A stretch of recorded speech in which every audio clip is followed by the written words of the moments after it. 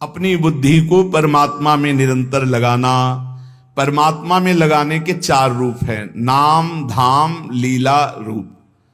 जो नाम, रूप, लीला, धाम है, इनमें सबसे सहज सरल नाम है, क्योंकि धाम भी सब कोई वास नहीं कर सकता। नाम जहां जो हो, जहां हो, जो हो, बालक, वृद्ध, स्त्री, पुरुष, पढ़ा लिखा, मूर्ख, कोई भी हो, नाम जब सबको भगवत प्राप्ति करा देता है। गोस्वामी श्री तुलसीदास जी महाराज विनय पत्रिका में कह रहे हैं, बहुत जोर की बात है, कह रहे हैं कि नाम राम रावरोई हित मेरे स्वार्थ परमारथ साथिन सो भुज उठाई कहो तेरे नाम राम रावरोई हित मेरे।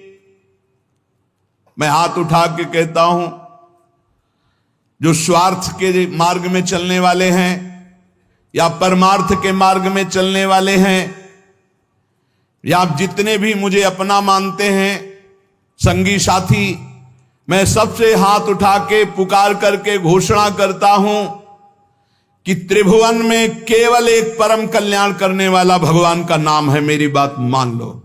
गोस्वामी तुलसीदास जी, नाम, नाम चल रहा है, कहीं भी हो आपको भगवत प्राप्ति हो जाएगी। नाम चल रहा है, नाम। जननी जनक तजो जनमी करम बिनु विधु ही सृजो अवडेरे मोहू सो को कहत राम ही को सो प्रसंग के ही केरे। देख लो मेरा भाग्य, जन्म लेते ही माता चली गई। बड़े महापुरुषों के साथ बड़ी घटनाएं घटती हैं।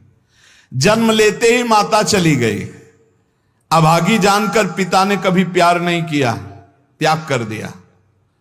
जिस पुत्र के प्रकट होती मेरी अर्धांगिनी चली गई, मैं ऐसे पुत्र का मुंह भी नहीं देखना चाहता। तो माता ने तो शरीर त्याग के चली गई, पिता ने मुझे त्याग कर दिया। ब्रह्मा ने मुझे कुछ अभागा ही रचा है। गोस्वामी तुलसीदास जी कहते हैं, बड़ा बेढप मेरे भाग्य की रचना करी। जिसके दरवाजे में खड़े हो जाते टुकड़ा नहीं देता, भगा देता। जिस दासी ने पालन पोषण किया, कुछ दिन बाद वो भी पधार गई। सबको ये भ्रम हो गया कि तुलसीदास जी महाराज के लिए कि बड़ा भागा बालक है, जिसके दरवाजे पे खड़ा होगा कोई घटना घट जाएगी, कोई भोजन नहीं देता। बोले ब्रह्मा ने कुछ भाग्य ही ऐसा रचा था। अब जो मुझे समझ में आया कि मेरा जो भाग्य बदला वो राम नाम से, राम राम राम। पकड़ो बात को, पकड़ो। अब तो कोई कोई कहता है कि तुलसी राम का है। अब अभाग्य मिट गया। बड़े बड़े बादशाह ताज उतार कर रखते हैं। जानते हो ये सब क्यों हो रहा है? क्योंकि हमने राम नाम का आश्रय ले लिया। अब खूब राम राम राम राम जपता हूं, उसका परिणाम हुआ कि सब कोई सम्मान देता है, सब ताज उतार के रख रहे हैं, प्रणाम नमस्कार, दुनिया वाह वाह। क्यों?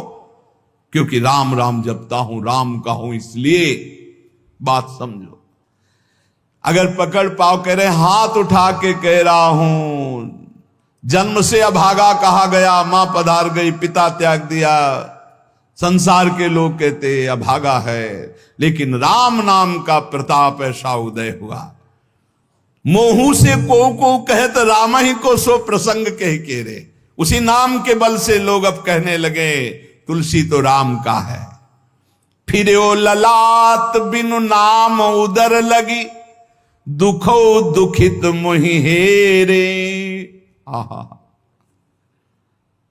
जब मैं राम नाम का आश्रय नहीं लिए था, तब पेट भरने के लिए द्वार द्वार पर ललचा कर भूख से व्याकुल होकर खड़ा होता। उस समय मेरी दशा मुझे याद है कि अगर दुख देखे तो दुखी हो जाए, ऐसी मेरी दशा थी। बालक अवस्था, भूख से व्याकुल, दूसरे के दरवाजे पे खड़ा और धक्का मार के लोग भगा देते, अभागी है। फिरो ललाट बिनु नाम उदर लगी, दुखो दुखित मोहि हेरे। अब बोले नाम प्रसाद लहत रसाल फल, अब हो बबूर बहेरे। नाम राम राव रोई हित मेरे।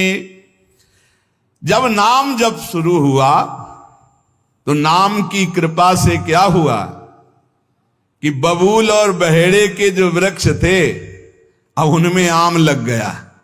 मान लो मेरा जीवन बबूल का पेड़ था, बहेड़े का पेड़ अपवित्र माना जाता है, लेकिन उसमें आम लग सकता है, लेकिन लग गया क्योंकि मेरा जीवन ऐसा था। आज परमानंद की बाढ़ आ रही। बोले वे किसके बल से?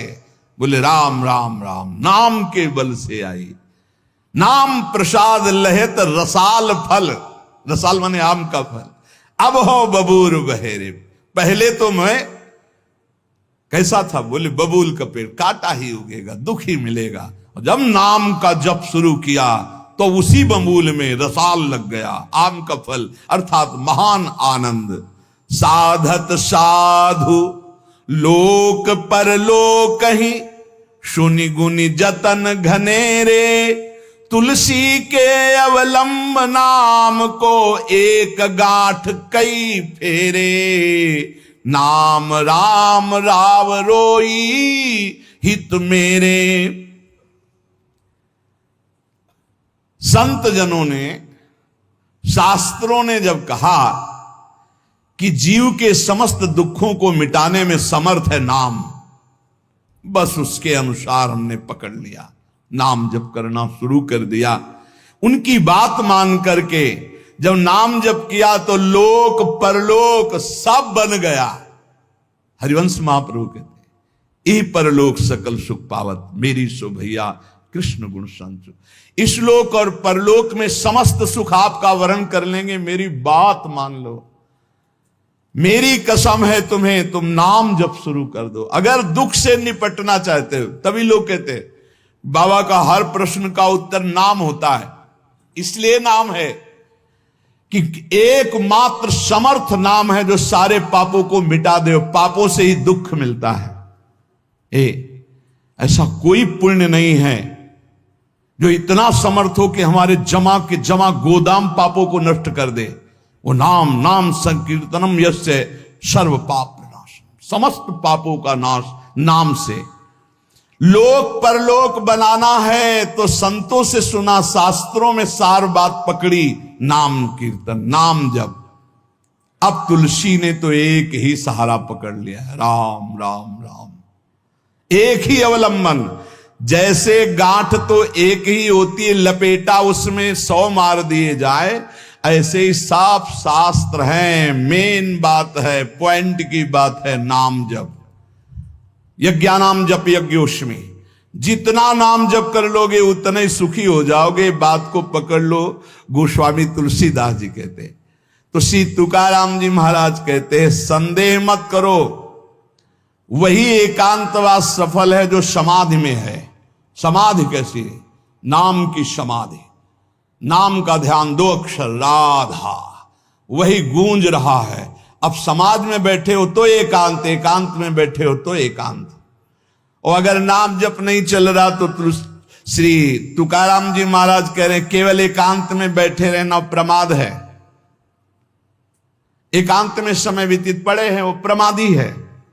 तो कहा ऐसे एकांतियों को, जैसे सांप भी तो बिल में रहता है, गुफा में चूहा भी रहता है, पीछे आपने चर्चा सुनी, क्या उनको भगवत प्राप्ति हो जाती है क्या? हाँ, नए साधक को चाहिए कि कुछ समय एकदम शांत, जैसे आप लोगों के पास कुटिया है, कमरा है, एकांत कमरे को अपना गुफा समझो, सेवा और वाणी पाठ आदि किए, कुछ समय तो एकांत मिलता ही है। उस समय बैठ करके मन को प्रभु के चिंतन में, कई बार हम कहते हैं कि आप कहाँ हो, हजारों बार यहां सत्संग में कहते हैं नाम चलाओ, अंतर्मुख। जब हम सेवा में लगे हैं तो नाम चिंतन चल रहा है, जब सेवा से विलग हैं तो एकदम समाधिस्थ हैं, एकदम आनंद, नाम चल रहा जी। ठाढ़े बैठे परे उताना, कबीर काहे हम राय ठिकाना। चिंतन ही हमारे जीवन का सार है, इतनी बात समझ लो। अगर आपका चिंतन नहीं चल रहा, हम कोई महत्व नहीं रखते, इन सब बाहरी बातों का महत्व नहीं रखते, ध्यान रखना। खास बात है आपका चिंतन क्या चल रहा है। हमारे हृदय को प्रसन्न करने वाली सबसे बड़ी सेवा है आपका चिंतन।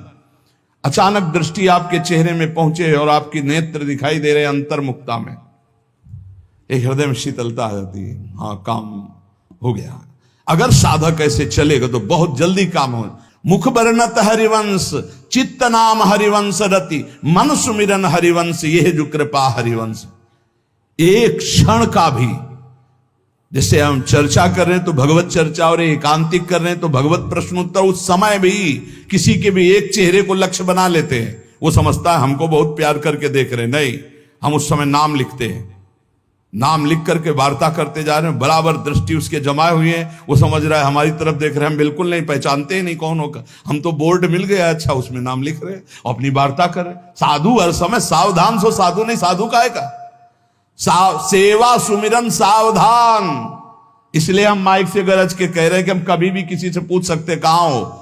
पक्का समझ लो, हमारा कोई व्यवहार नहीं है, हमारा कोई प्रिय नहीं, हमारा सबसे प्रिय वही है जो भजन करता है, जो सुमिरन करता है। अचानक दृष्टि पड़ी, आपसे पूछा कहां हो जी, अच्छा ठीक है, हृदय शीतल हो जाएगा। अगर सुमिरन नहीं तो फिर हमको आप अगर सेवा शब्द से प्रभावित हो तो सेवा है आज्ञा, आज्ञा समन सुसाहिब सेवा। अब जो ही कहा करें हम सोई आयस ले चलें, सेवा की आड़ में अपनी चित्त वृत्ति का मनोरंजन मत कीजिए, मनोभंजन करना है, हर समय भगवत चिंतन परायण रहना है। अगर भगवत चिंतन नहीं तो आपका कोई अस्तित्व, देखो ये बड़ी दौड़ है, छोटी मोटी दौड़ नहीं है, ये बहुत बड़ी दौड़ है। आपको संसार समुद्र से अकेले पार होने की बात नहीं, तुम साधु हो, तुम लाखों को पार कर सकते हो, समझना। मान लो अगर आप भगवत प्राप्त हो गए तो लाखों को अपनी कृपा रूपी नौका में बैठाल कर संसार समुद्र से पार करोगे। साधु अपने लिए भजन नहीं करता, हाँ इस जगत के लिए भजन करता है। सर्वे भवन्तु सुखिनः, सर्वे सन्तु निरामया। श्री तुकाराम जी कह रहे हैं एकांत वास लाभ उसी का जिसका चिंतन चलता है। भाई इस बात पर बहुत जोर दिया भगवान श्री कृष्ण चंद्र जी ने, अनन्यश्चिन्तयन्तो माम अनन्य चेता सततम। बार बार भगवान इस बात पर जोर दे रहे हैं। जनसंग में नाम चल रहा है तो आप एकांत हो, एकांत में नाम जब नहीं चल रहा तो आप प्रपंची हो। देख लो अंदर प्रपंच चल रहा होगा।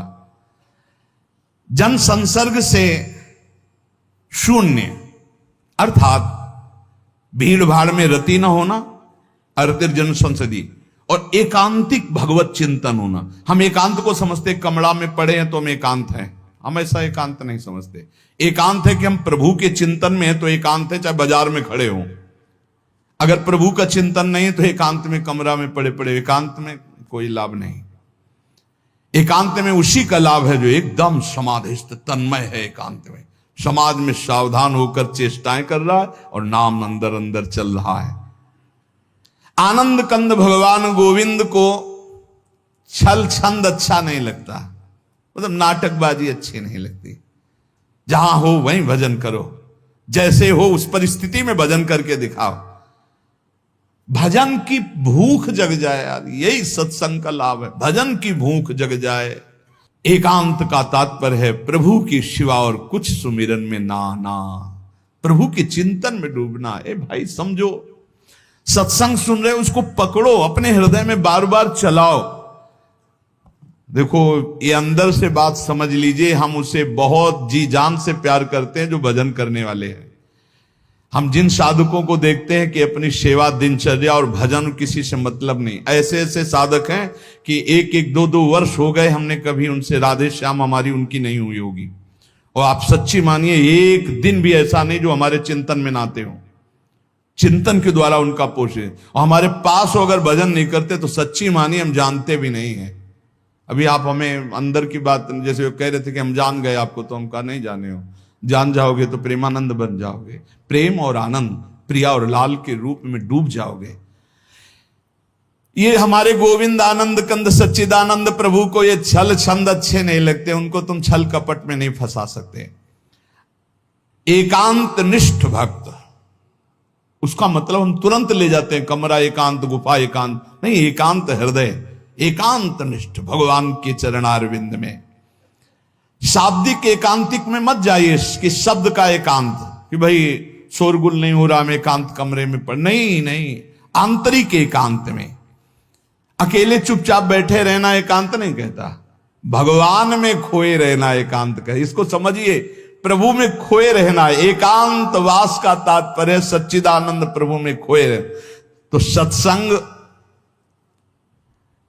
नाम कीर्तन, नाम जप, भगवत सेवा, इन्हीं से असली एकांत मिलता है, हृदय का एकांत। हृदय रूपी गुफा में हर समय चित्त चिपका हुआ है प्रभु के चिंतन में। कितना अपार आनंद है जब हर समय मंत्र की बार बार आवृत्ति होती, नाम। जो न तरय भव सागर अस समाज नर पाए, स्वत निंदक मंदमति आत्म हनन गति जाए। श्री तुकाराम जी महाराज कह रहे हैं कि जीव में एक अहंकार होता है, यही आत्मज्ञान को ढके हुए है, यही भगवदानंद को ढके हुए। अहंकार तामस वृत्ति से टिका रहता है, तमोगुण का लक्षण है अहंकार। इस तमोमय अहंकार में इसके बहुत प्रकार हैं। मैं स्त्री हूं, मैं पुरुष हूं, मैं विद्वान हूं, मैं धनवान हूं, मैं कुलवान, बहुत तरह के अहंकार हैं। सब अहंकार के भेद ही हैं। ये मैं देह हूं, ये मुख्य अहंकार बनता है जाकर, मैं देह। इस मलिन अहंकार से उज्जवल अहंकार ढक गया कि मैं ब्रह्म हूं, ये ढक गया। देह मैं हूं कहने के साथ ही लाखों चिंगारियां अहंकार की प्रकट हो गई। मैं रूपवान हूं, मैं धनवान हूं, मैं विद्यावान हूं, मैं गुणवान हूं, मैं कीर्तिवान हूं, मैं त्यागी हूं, अहंकार। मैं अमुक देश का, अमुक भाषा का ज्ञान, अमुक धर्म का ज्ञान, अमुक जाति का, अमुक वर्ण का, अमुक कुल, आदि आदि, अहंकार। प्रकृति के स्वभाव में हर्ष और विषाद, स्तुति और निंदा, मान और अपमान, ज्ञान और अज्ञान, इस सब अहंकार के कारण ही भोगने पड़े। अहंकार। प्रकृति से परे जो परमात्मा है तब तक आंख उठाकर उसकी ओर नहीं देख सकते जब तक अहंकार है। तुकाराम जी महाराज कह रहे हैं, परमात्मा के और तुम्हारी दृष्टि के बीच में जो पर्दा लगा हुआ है वो अहंकार। जब तक ये अहंकार नष्ट नहीं होगा तब तक भगवान की तरफ आंख भी नहीं उठा सकते हो। दर्शन पाने की बात जाने दो। बहु धन त्याग कर सकते हो आप, बहुत बाहरी आडंबर दिखा सकते हो आप, लेकिन ये अहंकार तब भी पुष्ट होता रहेगा। मैं धन त्यागी हूं, तब भी आप परमात्मा का साक्षात्कार नहीं कर सकते। ये अहंकार सर्वथा दूर तब तक नहीं होता जब तक भगवत कृपा से गुरु कृपा नहीं होती। गुरु कृपा। तभी तो तुकाराम जी के पीछे चैत्र में सुनाओ छटपटा रहे थे कि गुरुदेव मिल जाएं, गुरुदेव मिल जाएं। जैसे जैसे गुरु की कृपा अवतरित होती हृदय में, वैसे वैसे अहंकार का पर्दा भस्म होने लगता है, आग ही लग जाती है। अहंकार भस्म हो गया। जो ही अहंकार का पर्दा फटा तो सन्मुख परमात्मा का साक्षात्कार, वही अहंकार पर्दा है। जैसे कोई प्रवीण कला विद्या से युक्त हो पर आसन लगा करके अपने सामने पर्दा कर दे तो न कला दिखाई देगी, न प्रवीणता, न गुण, न वो। ऐसे ही समस्त कला समस्त विद्याओं के गुरु तुम्हारे हृदय में आसन लगा के बैठे पर अहंकार का पर्दा लगा, अहंकार हटा दो, समस्त गुण और विद्या के समुद्र भगवान का साक्षात्कार हो जाए। एक जगह तुकाराम जी महाराज कीर्तन में मस्त, तो एक कीर्तन में आया करते थे, उनके मित्र नास्तिक थे। उनसे कहा एक बार आप तुकाराम जी के कीर्तन में चलिए और अगर आपको भगवदानंद ना आवे तो फिर आप जैसे भगवान की निंदा करते रहते हो, हम आपको कभी नहीं रोकेंगे, आप हमारे दोस्त हो, एक बार चलो। जो ही गए तो तुकाराम जी की वो झांकी देखकर आंखों से अश्रु प्रवाह और नूपुरों की ध्वनि, राम कृष्ण हरि राम कृष्ण, वो तो लौट गया चरणों में। अब रोज कीर्तन में अब कीर्तन के बाद थोड़ी देर सत्संग होता, अब उसमें ब्रह्मचर्य आदि की महिमा वो अपनी पत्नी से बोलना बंद कर दिया। तो जैसे काफी समय हुआ तो उसको पता चला कि ये कीर्तन में तुकाराम जी के पास जाते इसलिए बोलना, तो बोले मेरी जिंदगी का नाश करने वाला, हाथ जोड़ करके पति से कहा आपका तो उद्धार हो गया, मेरा उद्धार कैसे होगा?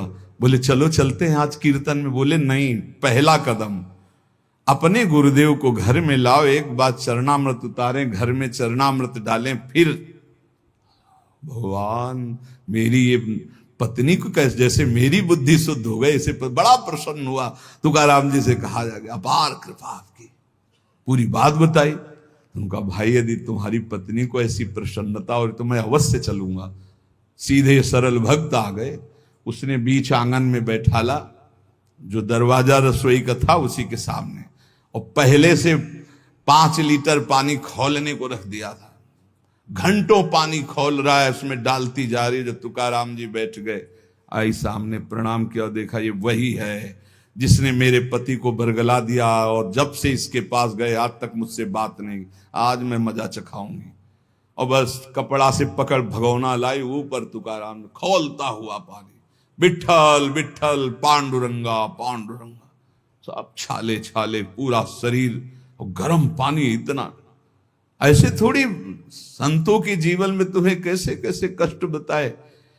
जो भगवान का यश विस्तार करते हैं उनके लिए, जो अपने निंदा कांचे घर आसावे से जारी, प्रभु मैं किसी के पास नहीं जाता, निंदक मारने वाले वाचाल कुतर्की संशयी ये सब मेरे पास आते हैं और मुझे परेशान करते, मुझे कष्ट देते हैं, इसलिए मैं क्या करूं प्रभु, आपका भजन करूं या इनसे झगड़ा करूं? ये पाखंडी लोग मेरे पीछे पड़ गए विठ्ठल, मैं उनसे क्या कहूं? मैं नहीं जानता ये छल कपट, ये लड़ाई झगड़ा, मैं तुम्हारे पांव पड़ता हूं, उनके भी पांव पड़ता हूं, मुझे भजन करने दो, इनसे दूर रखो। नको दुष्टो संग पड़े भजना मधि भंग, तुक निषेधिता मद न साहे सर्वथा, एका माध्या जी में बाद करूं कोणाम सवे, तुझे वर्णुम गुण की है राखो दुष्ट जन, काय करूं एका मुखे सांगम महणे तुका। तुकाराम जी कह रहे हैं अगर दुष्ट पुरुष का संग दुष्ट करे तब तो निभ जाएगा, लेकिन दुष्ट का संग अगर साधु से करवाओगे तो भजन भंग हो जाएगा। नको दुष्ट संग पड़े भजना मदि भंग। प्रभु ये दुष्ट लोग मुझे नीचा दिखाना चाहते हैं, मुझे इस बात से कोई डर नहीं, पर मुझे सहा नहीं जाता जब ये भजन विरोधी बात करते हैं। मैं अपने को अकेला देख रहा हूं प्रभु, किस किस से वाद करूं? ये आपका गुण नहीं बखानते, ये दुष्ट जन आकर के आपकी अवहेलना करते। तुकाराम कहता है एक मुख है, किस किस को उत्तर दूं? इसलिए दुष्ट जनों का संग जब प्राप्त हो तो मौन ही सबसे उत्तम है, और भगवान को पुकारना, पुकार करके अलग रहना। और ये प्राप्त होगा जब आपका अच्छा भजन चलने लगेगा तो दुष्ट लोग पीछे लग जाएंगे। ये भगवान का ऐसा है। देखो जिसका भी उत्तम भजन हुआ उनके साथ ये घटना घटती है। उपासक को अनुपम आनंद की प्राप्ति एकांत लाभ से होती है, पर केवल एकांत में बैठे रहना एकांत लाभ नहीं है। एकांत लाभ का मतलब है समाधि, चाहे वो सबके बीच में बैठा भी हो। ये अहंकार किसी भी गुण कला विद्या से नहीं मरता है, इसको और अहंकार हो जाता है, मैं कलावान हूं, मैं विद्यावान हूं, मैं गुणवान हूं। अरे यहां तक कि मूर्खता का भी अहंकार होता है। चित्त में अहंकार को पोसते पोसते अनंत जन्म व्यतीत हो गए, अब भगवान के मार्ग में चले तो नम्रता का अहंकार हो गया। ये भी है, मैं बहुत सरल हूं। अरे कितना बोझा लदा है अहंकार का। तुम और समझो, धूर्तों को धूर्तता का भी अहंकार होता है। कल्याण के मार्ग में चलने वाले साधकों के अंदर ये अहंकार प्रकाशित होता तो देख पाते हैं, ज्ञानी लोग नहीं देख पाते हैं।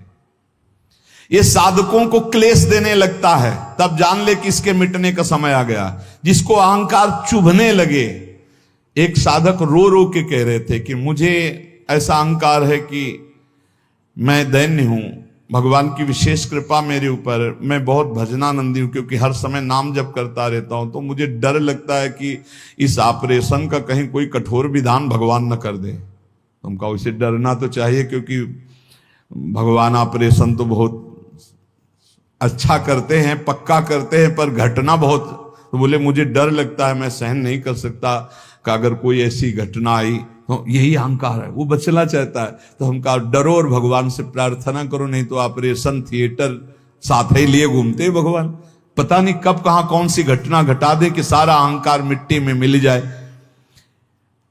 तुकाराम जी महाराज कहते हैं, पहले पहले जब साधक जानने लगता है कि अहंकार मेरे अंदर जागृत हो गया, तो जहां तहां सम्मान से बचने लगता है और उसकी वाणी का लोगों पर प्रभाव पड़ने लगता है। तब अहंकार उपाधि रूप धारण करने के लिए फिर आ जाता है चौड़े पे। बहुत बड़ा युद्ध है। तुकाराम जी कह रहे हैं कि जो असावधान है, चारों तरफ से चोर उसका माल चुरा ले जाते हैं। ऐसे ही अहंकार की वृत्ति साधक को असावधान कर देती है और उसका सारा भजन, भगवत भाव, सब ये काम, क्रोध, लोभ, मोह चुराने लगते हैं। अब मुझे तो डर नहीं, क्योंकि मैंने बहुत बड़े बलवान का आश्रय ले लिया, पांडुरंगा। हे हरि, अब तुम संभालो अहंकार का ऑपरेशन, आप करो, आप इसको संभालो। पदो पदिम नारायणा तुमची करीन भावना। हे हरि, हे नारायण, अब तो मैंने सब तुम्हारे चरणों में अर्पित कर। ये बहुत बढ़िया बात है। आखिरी बात, अपने अहंकार को नष्ट करने के लिए भगवान के सामने पेश कर दो। हे महावैद्य, अहंकार रूपी फोड़ा बढ़ रहा है, इसको बैठाल दो या ऑपरेशन करो, अब आपके सहारे हैं, आप देख लेना, वो ठीक कर देंगे। बहुत कृपालु हैं वो, कहीं ना कहीं ऐसी लीला रचेंगे कि बिल्कुल अहंकार ठीक हो जाएगा। सच्ची मानो, भक्तों के जो पैर फिसलते हैं तो कीन हो इसका बहु अभिमाना, सोखो वंचा कृपाली धारा। भगवान उसके अहंकार का नाश करते हैं। अहंकार भगवत भाव को नष्ट करता है, भगवत भाव अहंकार को नष्ट कर देता है। बात समझना, जब अहंकार भजन करते हुए बढ़ता है तो भगवत भाव नहीं आने देता है, और जब गुरु कृपा से भगवत भाव बढ़ता है तो इस अहंकार की धज्जियां उड़ा देता है। इसलिए हम भगवदानंद की प्राप्ति के लिए कंचन, कामिनी, कीर्ति, तीनों खाइयों से बचने का प्रयास भगवान के नाम बल से करें। अधिक से अधिक आंतरिक एकांतिक हृदय को देखते रहें कि प्रभु के नाम में लगा है कि नहीं, और किसी भी बात का हमारे अंदर अहंकार ना आने पावे। यदि अहंकार आवे तो भगवान की शरण में होकर पुकारें कि हे नाथ, मेरे इस मलिन अहंकार का नाश कीजिए।